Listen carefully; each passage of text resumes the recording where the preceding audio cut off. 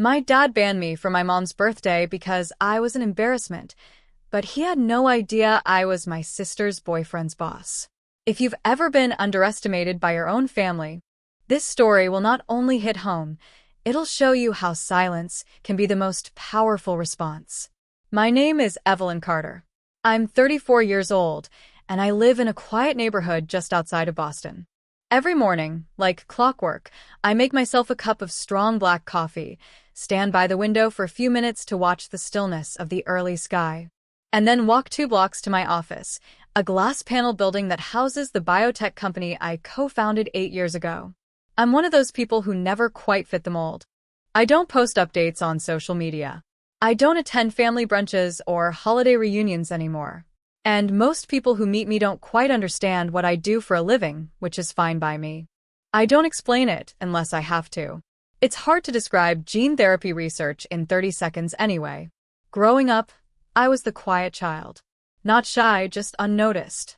My older sister, Madeline, was the golden one, beautiful, warm, effortlessly charming. The kind of person who walks into a room and instantly becomes the center of gravity. I, on the other hand, was the quiet orbit no one paid attention to. At family gatherings, people would flock around Madeline, complimenting her dress, her smile, her latest romantic interest. "Madeline, you look like a movie star," they'd say, "and your boyfriend's a lawyer? Good for you." And me? I'd get the polite nod. "Evelyn? She works in something science-related, right?" Then they'd move on. My parents never really knew what I did. Not because I didn't tell them I did, but they never listened long enough to understand. To them, I was the girl who was always figuring it out, even when I'd already built a company, hired a team, and negotiated contracts worth more than their house. I don't say this out of bitterness. It's just what it was. In photos, Madeline would be in the center, laughing. I'd be near the edge, eyes half closed, holding a plate or a glass, or just standing a little too still. Over the years, I learned to stay in the background. I worked long hours. I excelled at school. I paid my own way through college and grad school. I never complained. My parents called me practical, which was code for plain. I didn't wear much makeup.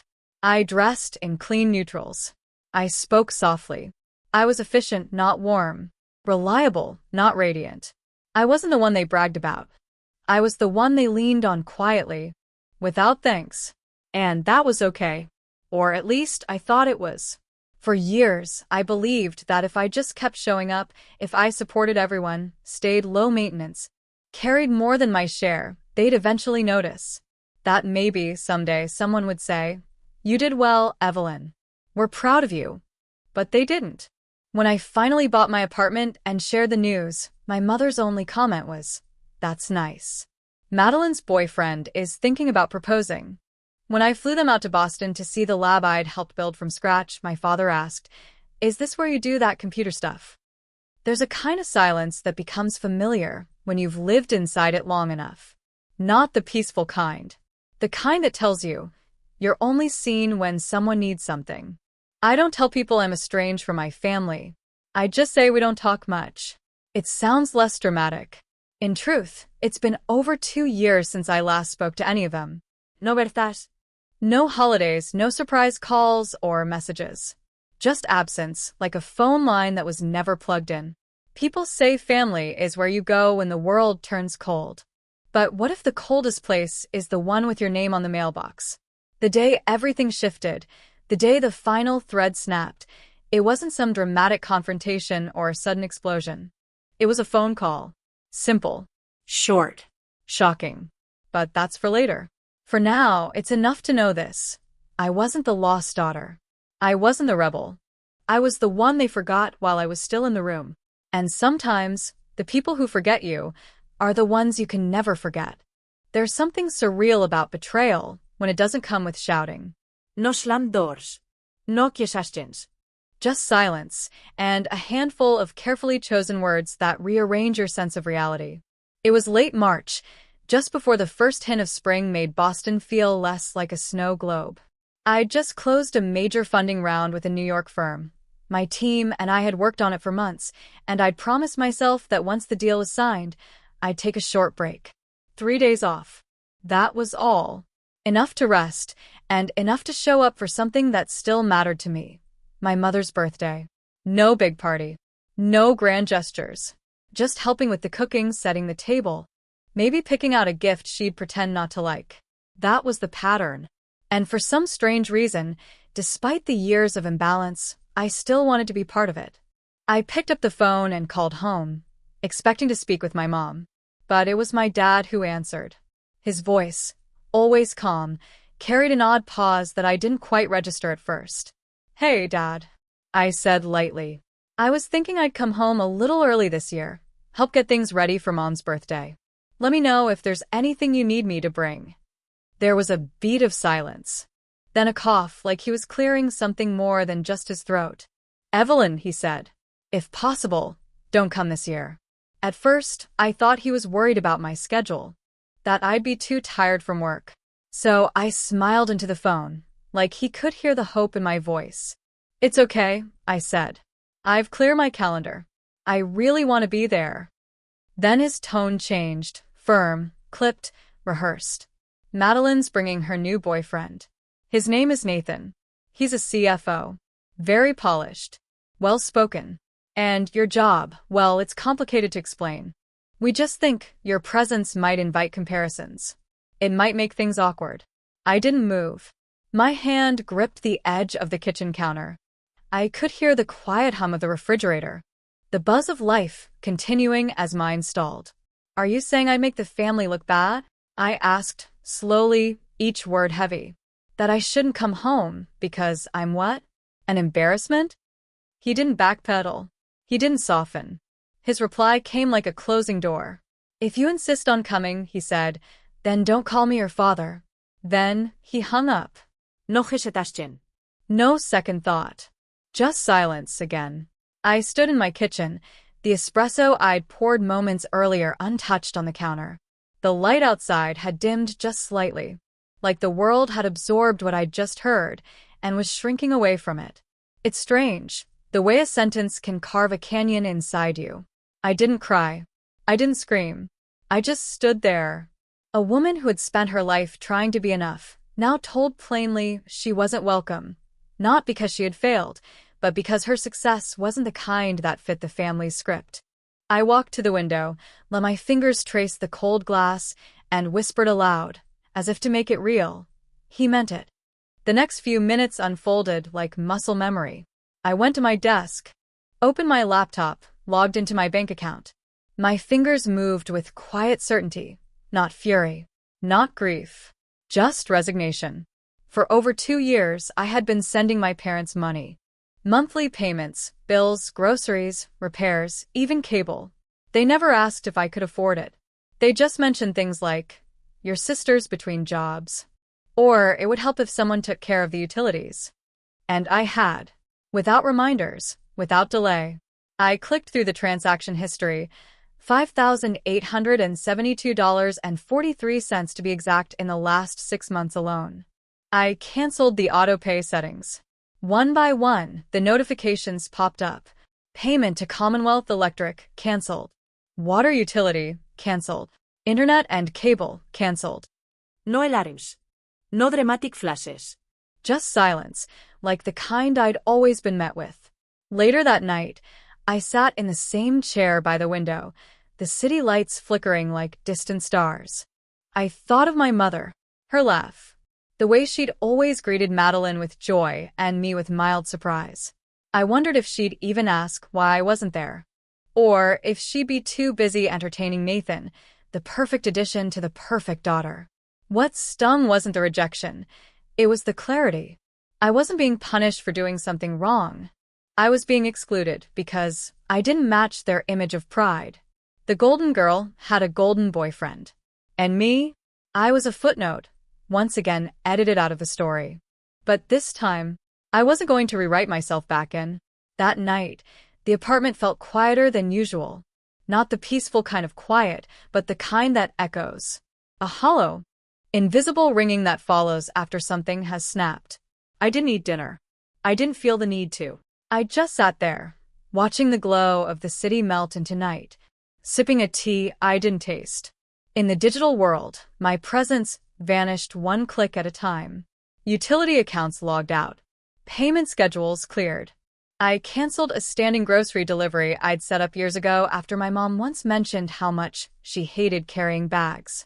Even the monthly cable bundle I never used but paid for because it keeps your dad occupied was gone with a final click. A strange calm washed over me. Not triumph, not vengeance. Something closer to relief. I wasn't just cutting them off financially. I was acknowledging a truth I'd tried to avoid for years. I had been playing a role in a family that didn't have a place for me unless I came with solutions. I scrolled back through old messages, the ones I hadn't deleted. Most were requests. Evelyn, do you know anyone who can fix the fridge? Can you call the car insurance company? Your dad's too busy.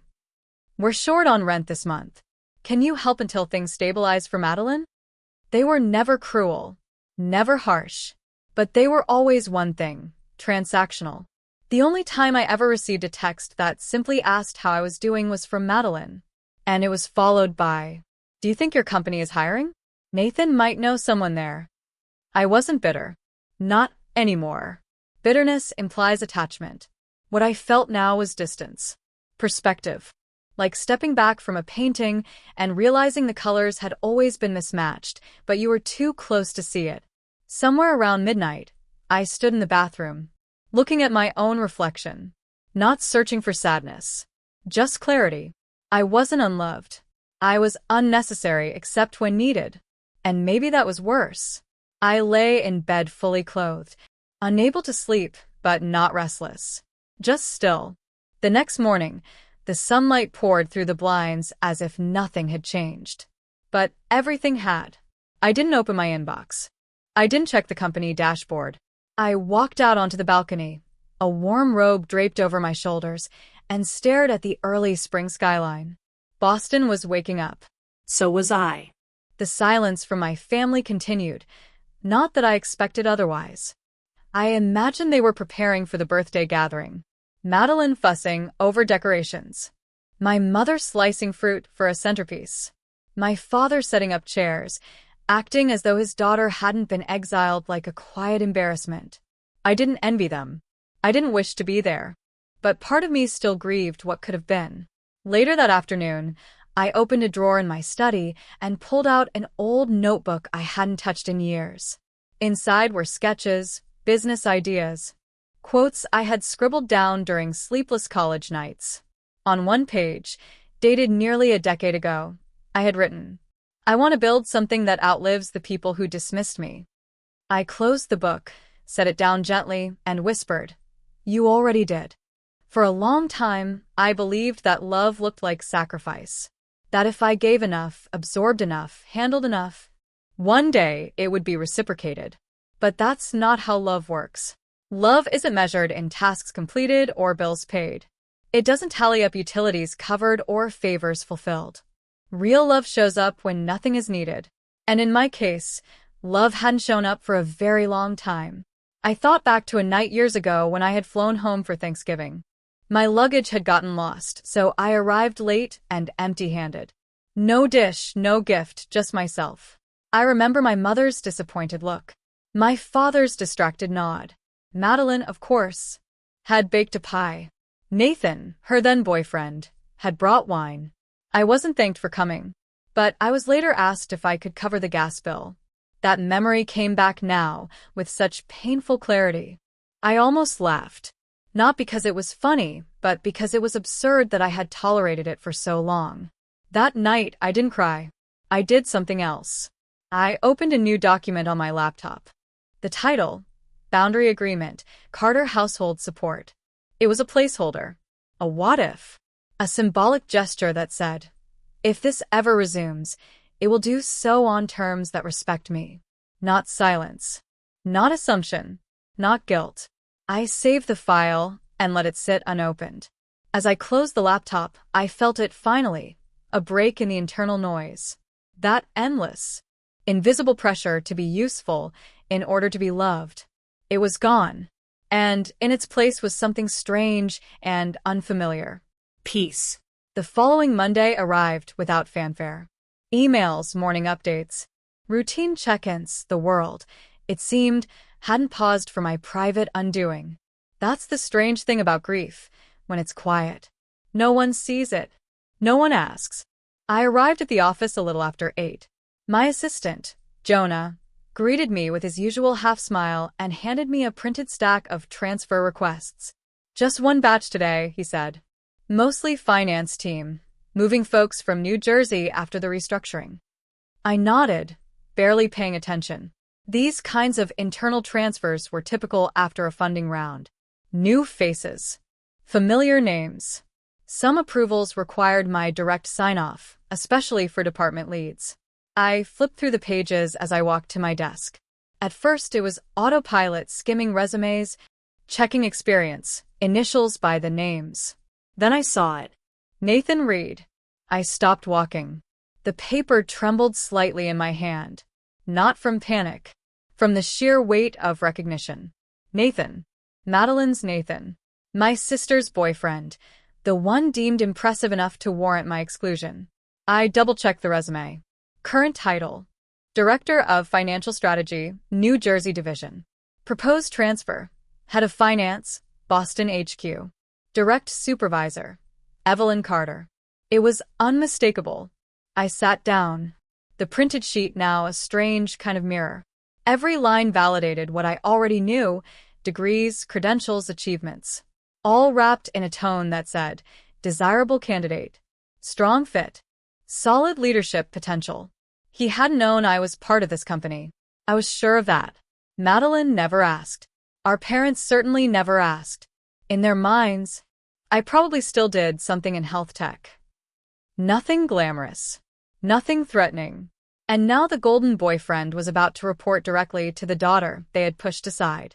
It would have been laughable if it weren't so exquisitely bitter. I leaned back in my chair, staring at the ceiling as if it might offer guidance. What was I supposed to do? Reject him out of spite? Approve him and pretend none of this mattered? Or worse, tell him before he arrived, to spare him the awkwardness? But then I thought, why should I move first? I hadn't orchestrated this. I hadn't sought it. Life had simply drawn the line with startling precision. He would walk in. He would see. He would know. And so would they. The next day came quickly. The office had that Tuesday energy. Everyone busy, heads down, adjusting to the post-announcement chaos of our expansion. I had a meeting at 10, a call with investors at noon, and back-to-back performance reviews until late afternoon. Nathan's appointment was set for 11:45. Introductory session. Finance review. Standard protocol. At 11:44, the knock came. I looked up from my screen. There he was. Tall. Polished. That practice smile executives wear like armor. Except this time, it faltered. His eyes scanned my face, then the nameplate on the desk. He froze. Evelyn, he said slowly. Evelyn Carter? I smiled, faintly, not warmly. Yes. Please come in. He stepped inside, every step more hesitant than the last. You're the co-founder, he said. It wasn't a question. It was a realization. Yes. He didn't sit. He stood there, folder in hand, jaw working as if trying to chew through the irony. I didn't rush to fill the silence. I'd lived in silence long enough to know its power. Finally, he took the seat across from me. I slid a paper toward him. Here's the quarterly outline. We'll be reviewing your region's forecasts and integration path. Nothing unexpected. His mouth opened slightly, but no words came. I didn't offer him comfort. I didn't make it easier. Because for the first time in my life, I didn't have to. He looked down at the folder, nodding mutely. I watched his shoulders rise and fall, tension giving way to quiet comprehension. He took the papers, stood, and left the room without saying much else. When the door clicked shut behind him, I didn't feel victorious. I didn't feel anything at all. Just the quiet satisfaction of knowing I hadn't raised my voice, hadn't sought revenge, hadn't demanded recognition. The truth had arrived, uninvited, and it had introduced itself. March 27th. My mother's birthday. The date was once circled in my planner every year. Not because I enjoyed it, but because I believed showing up, even when I wasn't seen, meant something. I used to tell myself that quiet loyalty was a form of love. But that year, the circle was gone. I deleted the calendar event the same night my father erased the last thread of illusion between us. Instead of flying home, I stayed in Boston. I made a cup of peppermint tea, sat out on the balcony, and let the fading light of late March settle over the city. There were no decorations, no playlist of soft jazz and Motown, no frantic list of things to prepare. Just me, the hum of life below, and the peace of not pretending anymore. At exactly 5:03 p.m., my phone buzzed. I glanced at the screen, Mom. I didn't answer. I didn't even hesitate. A few seconds later, the message came. Evelyn, the power's out. Can you check the account? There was no happy birthday to me. No, how are you? No mention of the phone call that sliced the daughter from the family tree like a dead branch. Just another request. A command cloaked in familiarity. Then came my father. Water and internet are both down. This is a disaster. Call the providers immediately. I stared at his words, each one dry, cold, as transactional as a utility bill. Then Madeline's message followed. Evelyn, what is going on? Guests are showing up and Mom is about to cry. The internet is out. We can't even stream music. Fix this now. It wasn't a question. It was an accusation. I opened the messaging app and typed a reply I knew I wouldn't send. 3 weeks ago, Dad said if I insisted on coming, I shouldn't call him my father. I'm just honoring his request. I paused, stared at the words, then deleted them. Not because they weren't true, but because they were wasted on people who had already decided their version of truth. No explanation I gave would ever matter more than the illusion they had built. That Evelyn, the quiet sister, was useful, but never central. I closed the app and turned off the phone, and just sat. The skies slowly deepened. The wind picked up. Somewhere far off, a siren wailed, distant, meaningless. At 6:27 p.m., the phone buzzed again. A video call from Aunt Linda. She was the only one in the family who had ever reached out on holidays, who had once sent me a birthday card with the words, "You don't have to shine for anyone to be worthy." I never forgot that line. I hesitated for a moment, then accepted the call. Her face appeared on the screen, lit by the dim glow of a flashlight. She looked tired, anxious. The kitchen behind her was a flurry of shadows and panicked voices. "Evelyn," she said softly, "your mom's in a bit of a state. Power's gone. Wi-Fi too. Everyone's blaming the providers. No one knows what to do. It's chaos." I said nothing. My face gave away nothing. She waited, then asked, her voice low, not judgmental. "What happened?" "You've never missed her birthday." I stared at her for a long second, then replied. "My father told me I make the family look bad. Said if I insisted on coming, I shouldn't call him Dad anymore." Silence. Her expression cracked. Not from shock, but recognition. Then, from behind her, a new face stepped into the frame. Nathan. He looked directly at the screen, his brow furrowing. "Evelyn," he asked. The room fell still. "You're Evelyn Carter?" he said again, his voice quieter now, as realization dawned. I didn't blink, just nodded once. He looked stunned, then slowly turned toward the people behind him. "My family. She's my direct supervisor," he announced. "Co-founder of Pacific Genomics, the company I just transferred to." The silence was complete. My mother stood frozen beside a cake that hadn't even been lit. My father stared at the floor.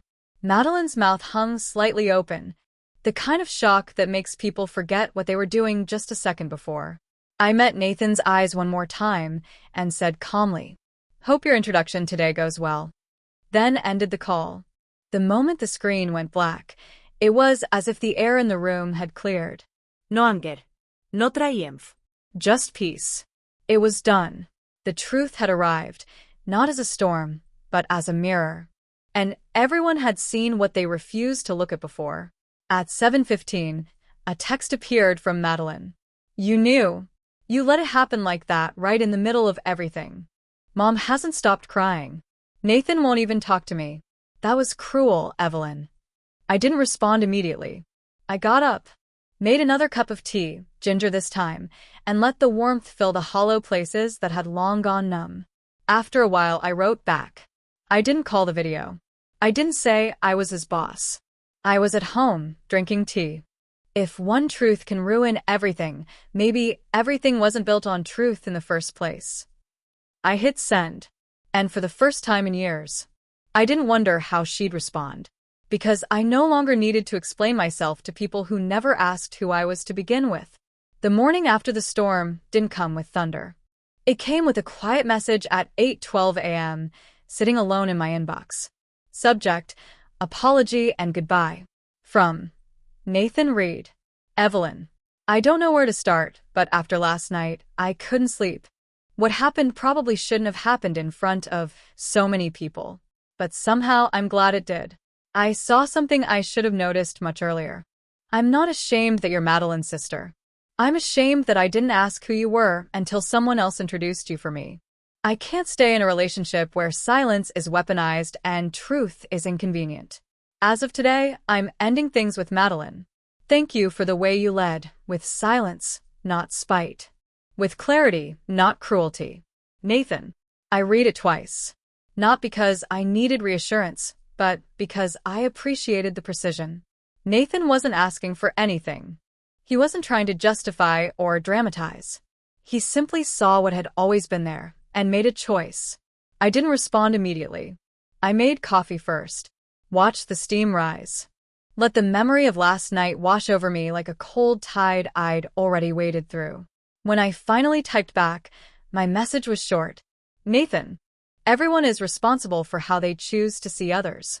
I never bring family into work, and I won't now. But thank you. Sometimes, silence is the most powerful truth we can offer. Evelyn. I didn't reread it before I hit send. It didn't need revision. Later that afternoon, while reviewing financial summaries, my phone buzzed again. Madeline. The message preview was long, emotionally tangled. I opened it. I know you're probably still angry, but can you talk to Nathan for me? He's misunderstood everything. He's confused. He just needs space to think. If you could explain, maybe he'd reconsider. I let the word sit. She didn't ask how I was. She didn't ask why I didn't show up. She didn't say sorry. She asked me to fix something. Again. 5 minutes later, a second message appeared. You're his boss. You have influence. Please just talk to him. Help him see the truth. I stood up, walked over to the window, and stared down at the street below. Cars moving. People going about their lives. No one stopping to ask who I was or what I was carrying. All those years, I had longed for one message like this. Not a plea for help, but a question that saw me. A check-in. A simple, how are you holding up? But now, as Madeline's world fractured, the first person she turned to was me. Not for healing, but for fixing. I returned to my desk and typed. Nathan didn't leave because of what I said. He left because of what he saw. And, maybe for the first time, he truly saw you. I didn't press send right away. I wasn't sure she'd be able to hear it, but eventually I did. And then closed the app.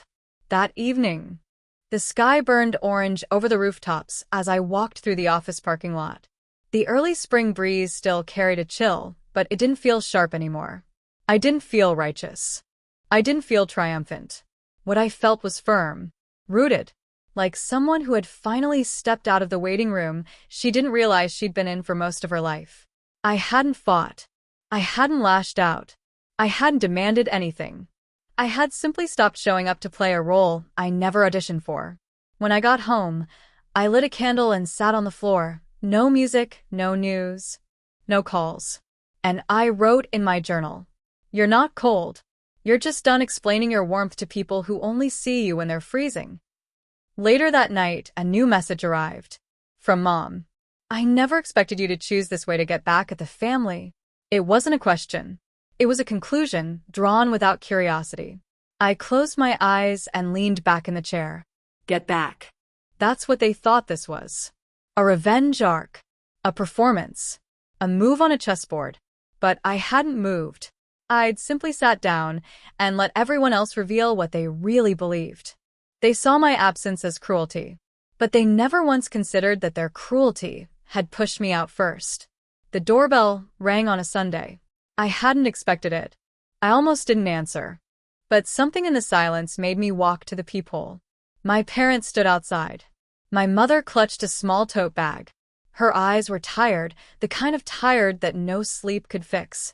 My father stood stiff beside her, arms crossed, his face set in its usual stern calm. I opened the door without a word. "Hi, honey," my mother said, her voice rasped like she hadn't spoken for hours. "Can we come in and talk for a bit?" I stepped aside. No ho. No pleasantries. Just the click of the door closing behind them. We moved to the living room. I set down 2 glasses of water on the coffee table. The silence between us was heavier than any words they could have prepared. They didn't comment on the apartment. They didn't ask how I was. They just looked around like tourists in a city they'd once passed through but never really visited. My father spoke first. "About your mother's birthday," he began carefully. I said some things I shouldn't have. I didn't reply. Just watched him, steady. "We've been talking," he continued, glancing at my mother, who gave a nervous smile. "And maybe we've been a little hard on you." I raised an eyebrow, saying nothing. "Madeline's been a mess since the breakup," my mother said, as if offering an explanation. "And I've been crying for days. So, we thought maybe it's time we all sit down. Talk like a family." I waited. I'd learned that when people like them said talk, what they really meant was ask. And sure enough, she opened the tote bag and pulled out a neatly folded sheet of paper. Printed. Bullet points. Highlighted numbers. "We actually have a proposal," she said, placing the page on the table like a contract between strangers. "You're stable now," she added. "Your job is going well. And we were thinking, if possible, maybe you could support us monthly. Nothing extravagant. Just around $2,000. It would help with insurance, household costs, some savings for retirement." I picked up the paper. $2,000 a month. No mention of the thousands I had already contributed. No acknowledgement of what I'd carried without complaint. Just a fresh request, presented like a business deal disguised as love. My father leaned forward. "It's not much for someone in your position. We raised you for over 20 years, Evelyn. Family supports each other." That word again. Family. The catch-all that had justified their silence, their favoritism, their quiet exile of the daughter who didn't fit the mold. I set the paper down and spoke for the first time. "What about Madeline?" They glanced at each other. "She's not doing well," my mother said quietly. "She's still upset. Her job's in flux. We don't want to pressure her." Of course not. She had always been the fragile one. And I, the one who never broke, was the one they could keep pressing. I laughed, softly. Not bitter. Just tired. I leaned back, my voice calm, even. "I'll agree to this," I said. "On one condition." They looked up, hopeful. "There will be a contract," I continued. "And in it, it will state clearly that upon your passing, all assets, including the house, will go to me." My mother's mouth opened slightly. My father flushed, anger blooming beneath the surface. "Are you seriously giving your own parents' terms?" he said, standing now, his voice rising. "We raised you. You wouldn't even be here without us." I didn't flinch. "You think raising me was an investment," I replied. "You've made that clear. If this was a transaction, let's treat it as one. We can calculate what 20 years of food and shelter cost. I'll deduct it from the $16,000 I've already paid." My mother stood, her voice wavering. "Maybe we should just talk more later." But my father slammed his palm on the table, the glasses rattling in place. "This is unbelievable," he snapped. "You always were cold. Now you're greedy, too." I stood, not to match his anger, but to show I wasn't afraid of it. "I'm not greedy," I said softly. "I'm done paying for belonging. I'm done buying a seat at a table where I'm only welcome when there's a bill to settle." They didn't reply. My mother reached for her bag. My father muttered something under his breath that I didn't catch, and didn't care to. I walked them to the door. No hugs. No apologies. Just the soft click of it closing behind them. I stood in the hallway for a moment, hand still on the doorknob. And I realized something. The final chapter hadn't been written by them. I had written it. With boundaries. With silence. With truth. For the first time in my life, I wasn't afraid to be the one who said no. Weeks passed. No calls. No letters. No follow-ups from my parents. They didn't try to argue again. Didn't revisit the outburst. Didn't send a late-night apology, or even a cold remark. Just nothing, as if the door they once knocked on had never existed. And, honestly, I wasn't surprised. Some people don't fall silent because they feel shame. They fall silent when they realize they're no longer in control. So I let the silence stand. It wasn't painful. It wasn't hollow. It just was. The same way you might drive past a house you used to live in and feel nothing except faint recognition. I stopped waiting for reconciliation. Stopped revisiting old messages. Stopped checking my email for notes written out of guilt or regret. Instead, I lived. I started running again. Just short distances along the river at dawn, enough to make me feel like I was occupying my own body again. I hosted a dinner for my team. Just 6 of us, no PowerPoint, no metrics, just laughter over takeout, and the kind of inside jokes you only earn through midnight deadlines and shared ambition. I took a weekend off, a full, uninterrupted weekend, and spent it alone on the Cape with nothing but a worn paperback and the sound of the sea reminding me how much beauty exists in quiet. I didn't think about Madeline. I didn't think about my parents. Not because I had buried those thoughts, but because they no longer reached me in the same way. They didn't echo. They didn't sting. They just drifted. At work, Nathan settled into his role quietly. Professionally. He kept his distance, not out of discomfort, but out of respect. We didn't talk about Madeline. Not once. And I appreciated that. Some truths, when fully understood, require no rehearsal. He became a strong team lead, decisive, reliable. And yet, in meetings, I could feel the weight of what he now understood about me and maybe about himself. He once sent me a report with a short note attached. "Thanks for setting the standard." I didn't reply, but I folded the note, kept it in my drawer. One rainy afternoon, I stopped by a small cafe near the office, one I hadn't visited in years. It hadn't changed much. Still smelled of cinnamon and old wood. Still had the same handwritten signs and mismatched mugs. I took a seat by the window. Ordered a latte. On the wall opposite me, etched into a piece of driftwood, was a phrase I hadn't noticed before. Home is not always a place. Sometimes it's a choice. I stared at it for a long time. It said what I'd been living without saying.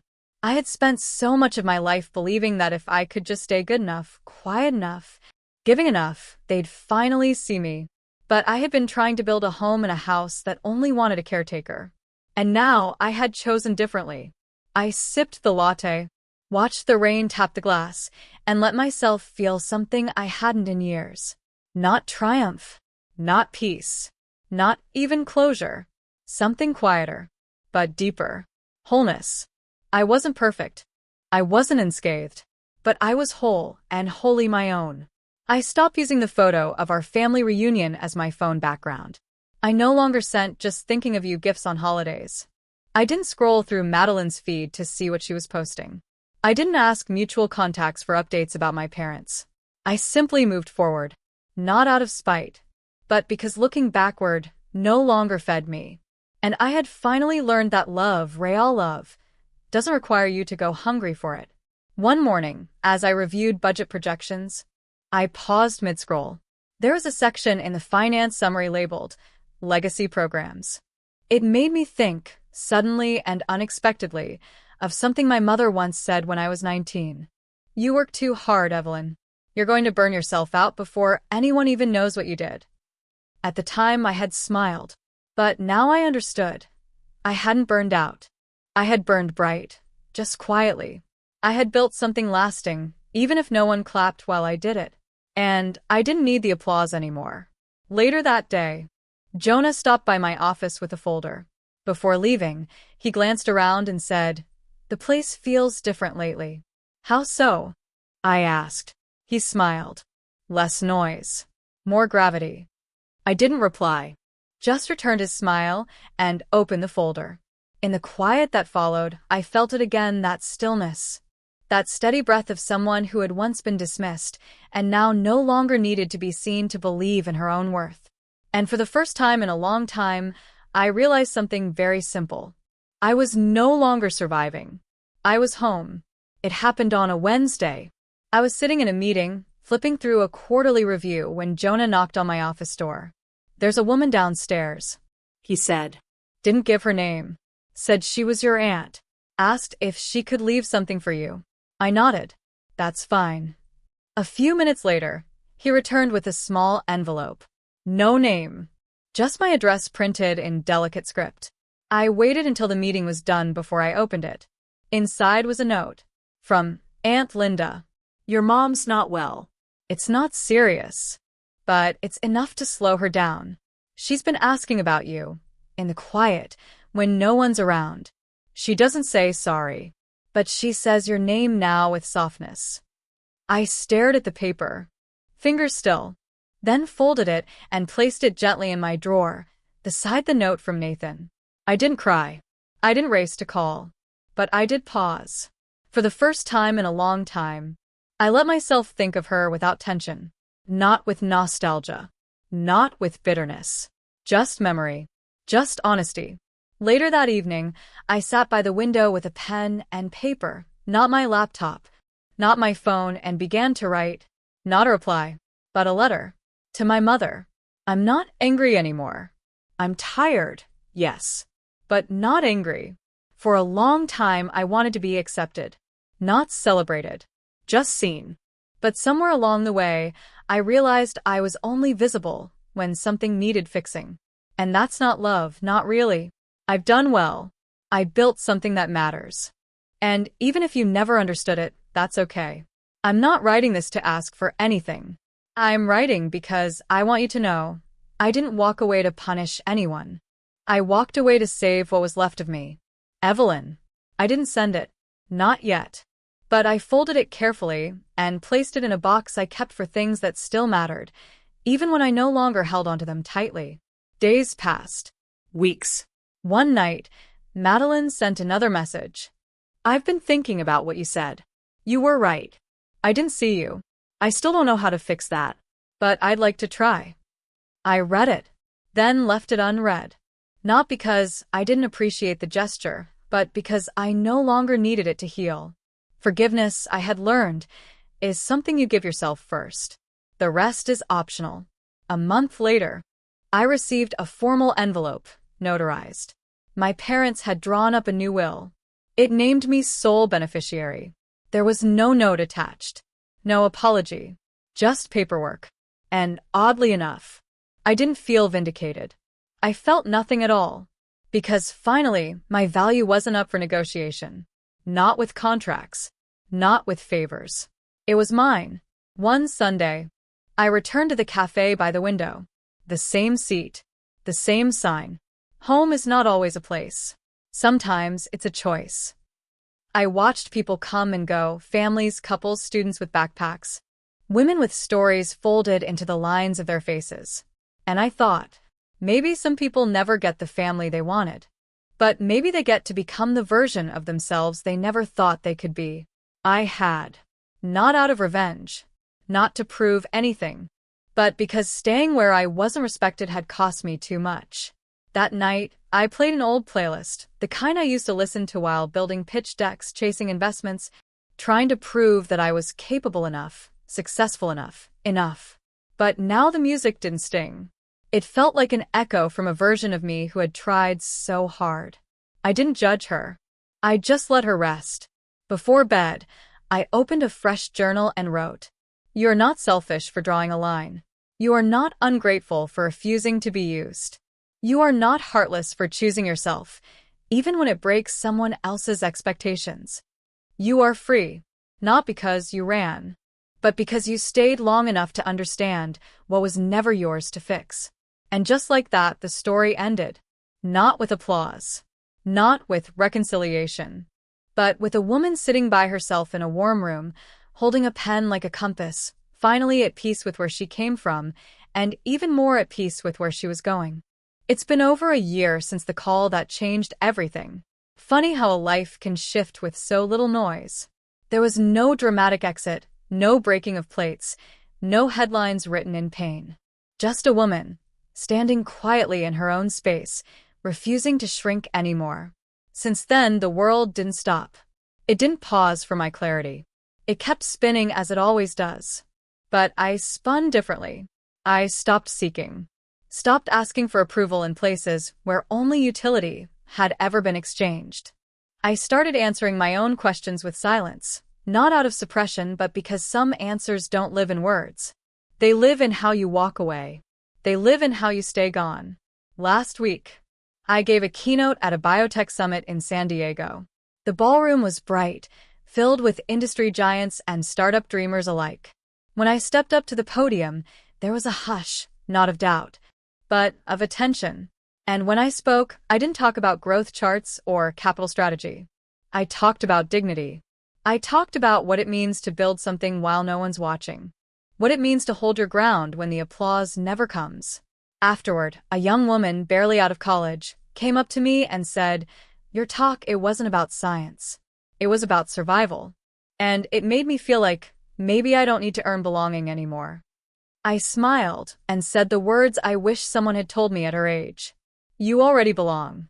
Now build from there. The applause I didn't need felt different that day. Not loud, not wild, but warm. Earned. At the office, things are steady. Nathan continues to thrive. Quietly. We're not friends, not really. But there's a quiet respect that lives between us. Unspoken, but real. Once, in a strategy session, he said something that stuck with me. Leadership isn't about volume. It's about clarity. I understood what he meant. And I think he understood that I had been leading long before I was ever acknowledged. Last Sunday, I returned to that same little cafe, the one with the carved wooden sign. It's almost ritual now. There was a little girl at the table next to mine, coloring quietly while her mother read.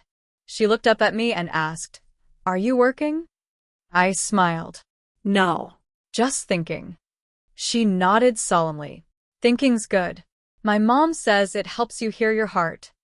I stared at her for a moment, surprised, softened, then said, "Your mom's a very smart woman." The girl grinned and went back to her drawing. And I thought, yes, that's it. That's all it ever was. Listening for the heart beneath the noise, beneath the demands, beneath the false narratives and misplaced shame. Learning to hear your heart, and then, finally, obeying it. I didn't rebuild ties with my family. We exchanged a few cards. A short thank you from my mother when her test results came back clear. A distant happy holidays from Madeline. It was enough. Not because it fixed anything, but because I no longer needed anything fixed. There are things I'll never understand about them. And maybe they'll never fully understand me. But that no longer disqualifies me from peace. Because peace, I've learned, doesn't come from being understood. It comes from understanding yourself enough to no longer need translation. These days, I keep a small note pinned inside my wallet. Just 5 words. You did not imagine it. It's my reminder that the silence was real. The neglect wasn't exaggerated. The cost I paid to be convenient wasn't cheap. But also, the growth was real. The strength was earned. The departure was justified. And now, when I look in the mirror, I don't see someone who walked away. I see someone who walked toward herself. The journey wasn't perfect. It wasn't pretty, but it was honest. And sometimes, that's all a woman needs to finally feel whole again. Not forgiveness. Not applause. Not a do-over.